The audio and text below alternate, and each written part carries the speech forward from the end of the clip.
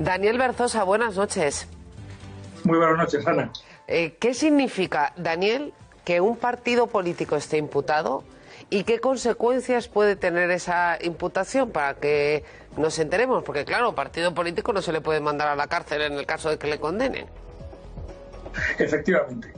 Bueno, la posibilidad de investigar, por tanto, de que tengan responsabilidad jurídica los partidos políticos, en particular en el caso que estamos hablando, se introdujo de manera efectiva el año pasado, el 13 de marzo del año pasado, 2019, y tiene que ver o está relacionado con las personas que puedan desempeñar o cometer personalmente, o sea, individualmente, estos delitos, por ejemplo, lo que aquí se está hablando, ¿no? La malversación de caudales públicos o la administración desleal. En definitiva, todos conectan con la apropiación indebida. Y efectivamente, si se cumplen los requisitos, un tanto complejo establecido en el artículo 31 bis del Código Penal, es posible que si se condena a las personas físicas, de hecho la persona jurídica sea también condenada esencialmente a penas de multa, que van variando hasta el máximo de 5 años, en fin, está esto graduado. ¿Pero por qué se imputa a un partido si un partido no comete ningún acto?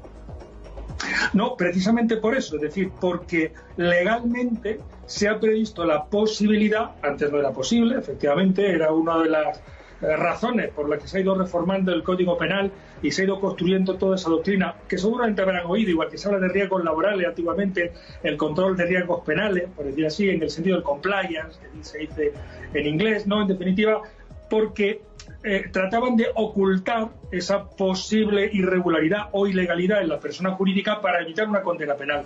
Entonces, sin llegar al levantamiento de ningún velo, se ha ido modificando el Código Penal para que en algunos casos no solamente sea responsable el individuo, sino también la persona jurídica.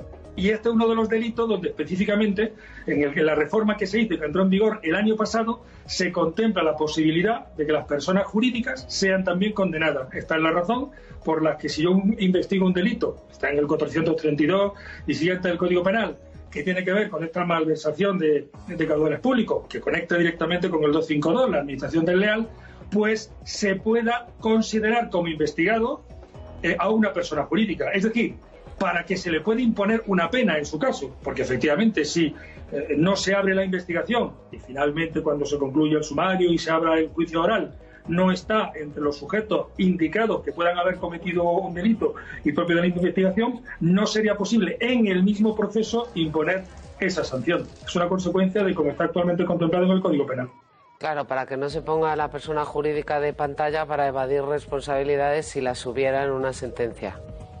Por ejemplo, efectivamente. Ya, eso ha pasado en el caso de Convergencia Democrática de Cataluña, aquel partido de Pujol que ya no existe, ¿no? Porque ahí sí que hubo condena, al partido. Lo que pasa es que ahí efectivamente no existía y la condena hasta ahora está el partido, pero sobre todo ha sido a los cargos del partido, porque en aquel momento no estaba aprobada con esa claridad esa transposición, esa extensión de la pena que pueda caer a la persona jurídica como consecuencia del delito cometido, en su caso, por la persona física responsable de esa apropiación indebida, de esa administración desleal o de esa malversación de los caudales públicos recibidos. Pues gracias por explicarnos lo que esto significa, Daniel. Un placer hablar contigo siempre. El placer es mío. Buenas noches. Buenas noches.